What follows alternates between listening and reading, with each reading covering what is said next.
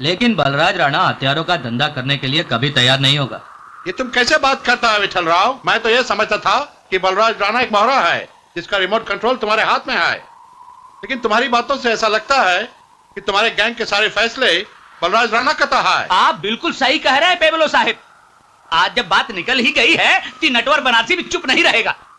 विठल भाई को सीढ़ी बनाकर बलराज राणा खुद तो बन गया है अपराध जगत का बेताज बादशाह, और हम सबको बना लिया अपने हाथ का कठपुतली।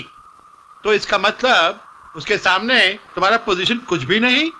You are nothing but a big zero. नहीं पेप्लो गुंडो नहीं। टाइम और सिचुएशन के हिसाब से कभी कभी गधे को भी अपना बाप बनाकर उसका पैर छूना पड़ता है। सीबीआई वालों ने मेरे खिलाफ इंक्वायरी शुरू कर दी थी। मैं किसी भी वक्त लफड़े में आ सकता था, इसीलिए मैंने बलराज राणा को अपनी कुर्सी पर बिठाया। ओह आई सी। रही पोजीशन की बात, तो गुरु और चेले के रिश्ते से मैं बलराज राणा का बाप लगता हूं, और बेटा चाहे कितनी भी बड़ी कुर्सी पर बैठ जाए वो बाप से बड़ा नहीं हो सकता। बलराज राणा आज जो कुछ भी है वो मेरी वजह से है। तो फिर तो वो तुम्हारी बात टाल नहीं सकता। तुम ऐसा करो, उसके साथ मेरी मीटिंग फिक्स करो, मैं उसको आर्म्स डीलिंग के लिए कन्विंस करेगा। ठीक है। डोंट वरी, 50 करोड़ का हवाला हमारे लिए बड़ी मामूली सी बात है। हाँ, अब कह दीजिए नेताजी से कि रुपया वक्त पर दिल्ली पहुंच जाएगा। हाँ बलराज भाई,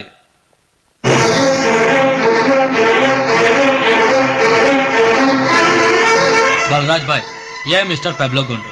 नाइस मीटिंग है मिस्टर राणा।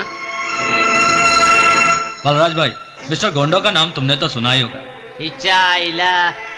गोंडा साहब को कौन नहीं जानता?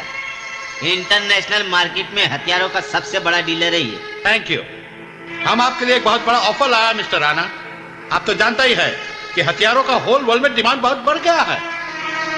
मिस्टर राणा, आप तो जानता है कि आरडीएक्स और स्टैंड गन का इस्तेमाल आजकल इंडिया में खुलेआम हो रहा है, और अब इलेक्शन के टाइम इनकी ज्यादा जरूरत है। अच्छा, but I am not interested in such deadly weapons. But why don't you understand Rana साहब, आप इस एरिया के डॉन हैं, हवाला रैकेट के नंबर 1 किंग हैं। एशिया में आर्म्स डिस्ट्रीब्यूशन को आपसे बेहतर और कोई नहीं कर सकता। इसमें बहुत प्रॉफिट है। You can earn millions of dollars. आए हुए मेहमान की इज्जत करना हमारी तहजीब है, इसलिए तुम्हें आज से जिंदा जाने दे रहा हूं।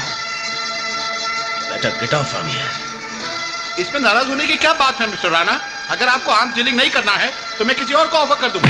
हरगिज नहीं। अवाम के कत्लेआम का सौदा मैं तुम्हें किसी के साथ भी नहीं करने दूंगा। बेहतर है तुम हिंदुस्तान छोड़कर चले जाओ।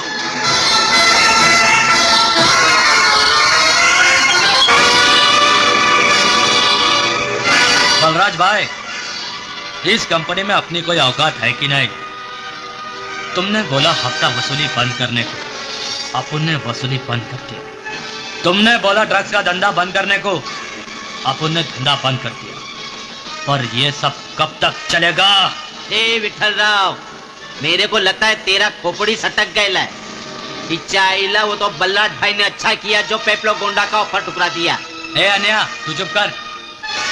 जिस औरत के माथे पर वेश्या का लेबल चिपक जाता है वो सारी जिंदगी वेश्या ही रह जाती है। चाहे वो लाख पूजा पाठ करे, सावित्री नहीं बन सकती। हम गुंडे लोगों की जिंदगी वेश्या के माफिक है। चाहे 1000 अच्छाई का काम करे, कभी अच्छे नहीं बन सकते। निहायत ही घटिया और बेहुदा आदमी हो तुम। तुम्हारी इन गंदी दलीलों पर मैं अपने असूल नहीं बदल सकता। मैं पूछता हूँ कि हथियारों का धंधा करने में या ड्रग्स बेचने में बुराई क्या है? हवाले का धंधा भी तो गैर कानूनी है। हवाले के धंधे में हम किसी का कत्ल नहीं करते। तो फिर ये कुर्सी छोड़ो और संन्यास ले लो।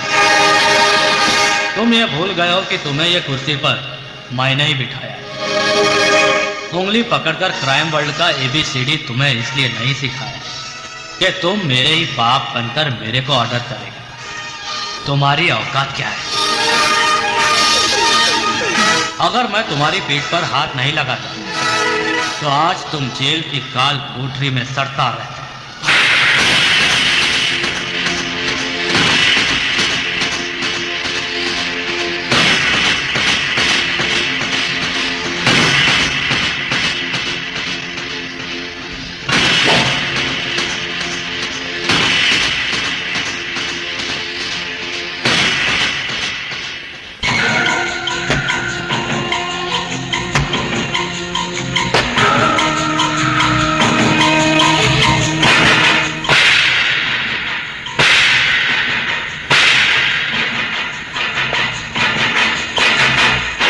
बलराज राणा ने तुम्हारे फेस पे जो थप्पड़ मारा था उसके बारे में सोचने से कोई फायदा नहीं है विठल राव।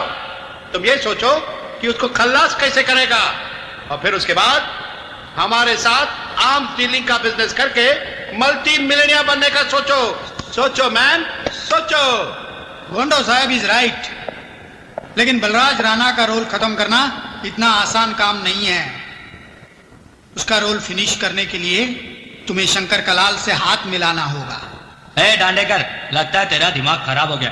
शंकर कलाल हमारा दुश्मन है, वो हमसे हाथ क्यों मिलाएगा? अरे पॉलिटिक्स और अंडरवर्ल्ड में हालात के हिसाब से दोस्ती और दुश्मनी हो जाती है। यहाँ कल का जानी दुश्मन आज का वफादार दोस्त भी बन सकता है। ये तो वाकई बहुत अच्छी खबर है दांडेकर। बलराज राणा और विठल राव के बीच अगर दुश्मनी हो गई है तो समझो हमारा काम और भी आसान हो गया है। इसी दुश्मनी में किसी एक का रोल फिनिश हो जाएगा।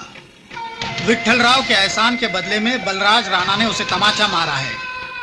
विठल राव उसे छोड़ेगा नहीं। फिलहाल तुम बलराज राणा के बारे में सोचो, जो पूरे एशिया में हवाला धंधे का बेताज बादशाह माना जाता है। करोड़ों की हेराफेरी करता है वो।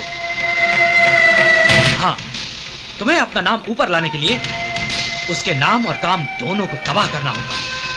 बिल्कुल ठीक कहा मंत्री जी ने। इसलिए तुझे विठल राव के साथ समझौता कर लेना चाहिए, क्योंकि ये साला विठल बलराज राणा का हर सीक्रेट जानता है। हाँ। आज्ञा, उस हरामी की औलाद के साथ मैं समझौता कर लूं? ऐसा कभी नहीं हो सकता दांडेकर। अरे यार, अकल का दरवाजा खोलकर मेरी बात को अपनी खोपड़ी में